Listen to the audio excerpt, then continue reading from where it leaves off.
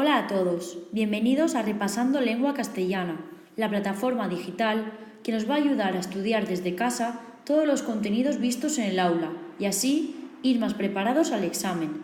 El tema de este vídeo es la autora Isabel Allende y su obra La Casa de los Espíritus. Bien, comenzamos. Isabel Allende nació el 2 de agosto del año 1942 en Chile. Es escritora, periodista, profesora de escritura creativa y también de literatura latinoamericana. Además de su trabajo como escritora, Allende también dedica gran parte de su tiempo a los derechos humanos. Tras la muerte de su hija Paula, estableció en honor a ella una fundación caritativa dedicada a la protección y el empoderamiento de mujeres y niñas. Allende compaginó su trabajo como periodista mientras estaba en el exilio en Venezuela, con la escritura de su primera novela, La Casa de los Espíritus, obra que se convirtió en todo un fenómeno internacional y que fue llevada al cine en el año 1993 y al teatro. A partir de ese momento, decidió dedicarse por completo a la literatura, desarrollando una notable carrera que continúa hoy en día. Es una de las escritoras en lengua española más leídas de todos los tiempos y ha publicado tanto novela como cuentos infantiles o teatro. Gran parte de su obra se cataloga dentro del realismo mágico, aunque también se ha adentrado en la novela policial o histórica. Su lenguaje es sencillo, claro y pleno de contenido, y con un marcado acento feminista. La Casa de los Espíritus es un clásico de la literatura latinoamericana. Se publicó en el año 1982. En esta obra, en ningún momento se hace ninguna alusión cronológica ni tampoco se nos concreta el lugar donde transcurre la acción. Ahora bien, Isabel Allende consigue recrear literalmente parte de la historia de Chile y la historia de una familia por generaciones. Tiempo y espacio van unidos. La novela sitúa la acción en el siglo XX. En este tiempo encontramos el relato de hechos históricos y de hechos novelescos indisolublemente unidos. El tiempo histórico corresponde a varios momentos, desde la época colonial, pasando por las guerras mundiales, hasta la dictadura militar del general Pinochet en el año 1973. La novela recorre la evolución de los cambios sociales e ideológicos del país. Esta primera pregunta son los rasgos temáticos y formales de la nueva narrativa hispanoamericana y su reflejo en La Casa de los Espíritus. A su vez, se subdivide en 5 apartados, que son la introducción, autores, rasgos generales, rasgos específicos y, por último, el reflejo de la nueva novela hispanoamericana en La Casa de los Espíritus. 2 hechos marcaron la literatura hispanoamericana de finales del siglo XIX y el siglo XX, el modernismo y la nueva novela hispanoamericana, que tuvo su culminación en los años 60, con el llamado boom de la literatura hispanoamericana. La nueva novela hispanoamericana fue una corriente narrativa hispanoamericana de novelistas con gran originalidad y calidad. Reivindica la identidad americana, pero está abierta a lo europeo y la universalidad. La nueva narrativa hispanoamericana se inicia en los años 40 con autores como Borges o Alejo Carpentier. Continúa en los 50 con la aparición de Gabriel García Márquez o Mario Vargas Llosa y alcanza un gran éxito internacional en la década de los 60, cuando será admirada desde Europa y Estados Unidos. En los años 70 derivará en la novela del dictador, con autores como Augusto Roa Bastos, quienes criticarán las dictaduras implantadas en esos países. Ahora nos centramos en los rasgos generales. En primer lugar, la nueva narrativa hispanoamericana destaca por la importancia que concede a la forma del lenguaje. Asimismo, no se basa en ningún movimiento literario anterior concreto, sino que reivindica la libertad creativa y la individualidad de sus escritores, cuyo único modelo es su propia imaginación. Ahora es el turno de los rasgos específicos. En este tipo de novelas suele aparecer más lo urbano que lo rural, es decir, las ciudades. Además, la historia aparece como telón de fondo y sirve para realizar una denuncia social poco explícita. También se critica la moral de las clases burguesas dominantes. Pero en lo que más innova esta nueva corriente es en la forma. Así, se desintegra la forma tradicional de la novela. El lector se convierte en cómplice y sujeto activo. Se emplea el monólogo interior. El lenguaje se adapta a las clases sociales de los personajes y a las regiones de donde son. Se crean lugares imaginarios con rasgos míticos. Se producen cambios de lugar y saltos temporales, y aunque la realidad se toma como referencia, se rompe con ella, con la mezcla de lo real y lo mágico o lo maravilloso. El mejor ejemplo de todo ello es 100 años de soledad del colombiano Gabriel García Márquez. Por último, el reflejo de la nueva novela hispanoamericana En la Casa de los Espíritus. En esta obra destaca como técnica innovadora típica de esta nueva novela la polifonía, que es el cambio de narradores. Esteban y Alba cuentan el relato en primera persona y Clara, en sus cuadernos de anotar la vida, emplea el narrador omnisciente, es decir, en tercera persona, cuyo conocimiento total queda acreditado por su poder para adivinar el futuro. En cuanto al tiempo, aunque los acontecimientos se desarrollan linealmente, se adelantan hechos posteriores, con los que hay saltos temporales. Se desarrolla una historia particular paralela a la historia de Chile en el siglo XX. La estructura del texto es la siguiente: la introducción, primer capítulo, nudo desde el segundo hasta el epílogo, alternancia de Clara y Esteban como narradores, y el desenlace, epílogo con Alba como narradora. La obra comienza y acaba igual, por lo que la estructura es circular. El lenguaje no es muy elaborado, pero presenta algunas particularidades, expresiones del castellano de Chile, como apurarse, por darse prisa, o palabras y expresiones coloquiales, friolento por friolero. El realismo mágico está constantemente presente. Todo lo que rodea a Clara, premoniciones, los espíritus, los fantasmas, los elementos imposibles. Por otro lado, también se coge en la nueva novela hispanoamericana la denuncia social, aunque en esta novela es mucho más explícita. Se critican las injusticias y crímenes cometidos durante el golpe de Estado militar de Pinochet, que derrocó al gobierno socialista de Allende e instauró una cruel dictadura. También se critica la moral burguesa de la clase conservadora dominante. Por último, destaca el simbolismo de los nombres de los personajes, que se aprecia también en otras novelas del boom, como 100 años de soledad. El candidato y el presidente son Salvador Allende, el poeta es Pablo Neruda, y los nombres de las mujeres protagonistas están marcados por la luz: Clara, clarividente, Nivea, Blanca y Alba. Pasamos a realizar el análisis de los personajes, que a su vez los subdividimos en dos grupos: los personajes masculinos por un lado y por otro lado tenemos a las mujeres. Empezamos con los personajes masculinos. En primer lugar, el personaje principal es Esteban Trueba, ya viejo cuando relata la historia. Es poco sociable, pero muy fiel, constante y trabajador. De joven tenía unos ojos dulces y claros, y era soberbio. Se enfurecía con facilidad. Representa al hombre chileno que tiene poder, muchas tierras, es un político corrupto, conservador y machista. Pertenece a una familia ilustre, pero arruinada, y progresa él solo a base de trabajo. Es excesivamente violento.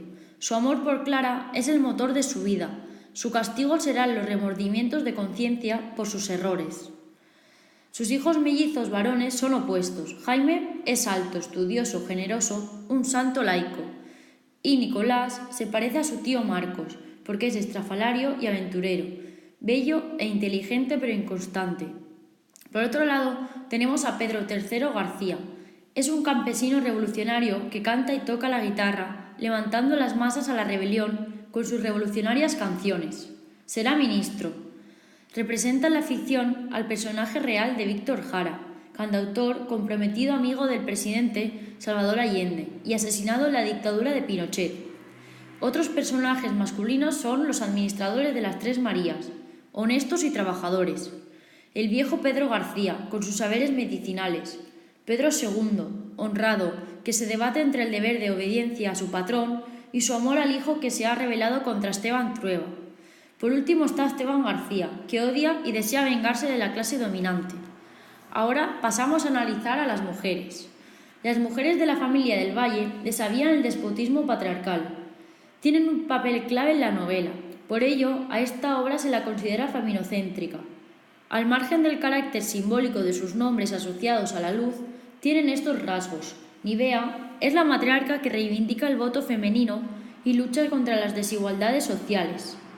Clara es un eje del relato, tiene dones adivinatorios, se comunica con espíritus, es la mujer de Esteban Trueba y hereda de su madre su conciencia social.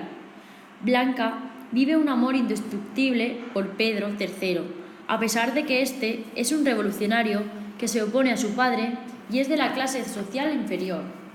Pasamos a Alba. Es la última persona que amará a su abuelo Esteban, y su apoyo a los perseguidos le costará estar en la cárcel y en un campo de concentración. Al final, está dispuesta a perdonar y es la única superviviente al final en la casa de la esquina. Otros personajes femeninos son Amanda, es la típica hippie de los 60. Tránsito Soto, es una prostituta que sabe agradecer favores. Y por último, Rosa del Valle, será la mujer más bella. La pregunta 3 es el realismo mágico reflejado en la Casa de los Espíritus. El deseo de descubrir lo peculiarmente americano, desde la mezcla de la realidad y fantasía, es un rasgo renovador típico del boom hispanoamericano y va unido a las renovaciones de los movimientos de vanguardia. Y esto ocurre porque solo la descripción de cosas imaginarias o sobrenaturales, como si fueran reales, el realismo mágico o viceversa, lo real maravilloso, permite entender la asombrosa variedad de Hispanoamérica. Las características más reseñables de esta corriente son las siguientes. Lo fantástico enriquece la realidad. Se usan recursos innovadores, la estructura complicada, polifonía narrativa, saltos temporales. En los espacios rurales aparece la pobreza y lo mágico y lo mítico es algo cotidiano. La muerte está muy presente y por último se rechaza la presencia del humor en la literatura. Ahora vamos a ver el realismo mágico reflejado en esta obra. Los rasgos del realismo mágico aparecen en el texto en muchos aspectos. En la obra aparece lo mágico, con las premoniciones, lo fantástico, con los espíritus, lo milagroso, con las sanaciones milagrosas, lo mítico y los elementos imposibles, con el pelo verde de Rosa y de Alba, y por último el ambiente fantasmagórico siempre es frecuente. Por otro lado, cabe destacar el simbolismo de algunos nombres de los personajes que se aprecia también en la novela que hemos hablado antes, 100 años de soledad. El candidato y el presidente son Salvador Allende, tío de la autora y asesinado en las primeras horas del golpe de Estado de Pinochet. El poeta es Pablo Neruda. Los nombres de las mujeres protagonistas están marcados por la luz: Clara, Nivea, Blanca y Alba. Asimismo, las casas también tienen su parte simbólica. Las tres Marías se asocia al patriarca Esteban y la casa de la esquina a Clara, la matriarca. Pero además, las casas simbolizan el proceso por el que pasa el país: construcción, decadencia, caos y reconstrucción. Otros rasgos del realismo mágico presentes en la obra son la multiplicidad de narradores, polifonía, los de primera persona y tercera persona, o los frecuentes saltos temporales. Pasamos al último apartado, que trata sobre las similitudes y diferencias entre la Casa de los Espíritus y 100 años de soledad. En primer lugar, las similitudes, donde se ha acusado a Isabel Allende de plagiar 100 años de soledad. Hay varios elementos comunes en ambas obras. La presencia de una saga familiar, los saltos temporales, la mezcla de magia y religión, la aparición de lo maravilloso en lo cotidiano, la presencia de las apariciones y los paralelismos entre algunos personajes de ambos textos. Sin embargo, también hay muchas diferencias. Las experiencias históricas por las que pasó la novelista chilena fueron diferentes a las de García Márquez. Las motivaciones de los personajes. Podemos considerar estos paralelismos como un guiño al autor colombiano y una manera de consolidar los rasgos fundamentales del realismo mágico. Y por último, la pregunta número 4, que trata los aspectos políticos y sociales reflejados en la Casa de los Espíritus. La vida de Esteban Trueba representa la realidad chilena del siglo XX, en la que se ve una evolución de una estructura social arcaica a otra más moderna, pero con desigualdades sociales, inestabilidad política, corrupción, una reforma agraria, el golpe de Estado y la dictadura. En cuanto a los personajes, muchos de ellos se inspiran en la realidad. Clara del Valle y Esteban Trueba en los abuelos de la autora, el poeta en Pablo Neruda, Pedro III en Víctor Jara, cantautor revolucionario que apoyó a Allende y fue asesinado por la dictadura de Pinochet, el candidato y el presidente en Salvador Allende, tío de la autora y asesinado en las primeras horas del golpe de Estado de Pinochet. También se cita la intervención de la CIA estadounidense que colaboró en el golpe de Estado antes citado. Por otro lado, se retratan todas las clases sociales de Chile, la alta sociedad, reflejada en Esteban Trueba, terrateniente, deplorable comportamiento de los caciques, la baja, la saga de los Pedros, los revolucionarios, Miguel, Pedro III, y las prostitutas, Tránsito Soto. También se describe con mucho realismo la Iglesia católica. Hay una parte muy conservadora que apoya el golpe militar y una más progresista que protege a los pobres y a los perseguidos por los militares golpistas. Las casas simbolizan el proceso por el que pasa el país: construcción, decadencia, caos y reconstrucción. Por último, cabe señalar que memoria y escritura van unidas en la ficción de la novela y en la realidad vital de la escritora. Alba escribe en la cárcel un testimonio del horror que ocurría. Por ello se deduce que Alba representa a Isabel Allende, que en el exilio escribe para rescatar la memoria del pasado. Lo cierto es que en la segunda parte del libro, la historia de Chile es más importante que el argumento ficticio del libro. Se habla de las elecciones, la lucha obrera, el camino que lleva al socialista Salvador Allende a convertirse en presidente, el golpe de estado militar de Pinochet, apoyado por la derecha conservadora, o la censura de la dictadura. Asimismo, hay un propósito claro de denuncia social. Se habla de las injusticias y crímenes de la dictadura, de la corrupción e hipocresía de los gobernantes, el ejército y parte de la Iglesia. Se critica la moral burguesa, representada por la clase conservadora, que es Esteban Trueba. El objetivo de la autora era usar la memoria para cuestionar la realidad histórica. Así, en la última parte lo importante no es lo literario, sino el mensaje político.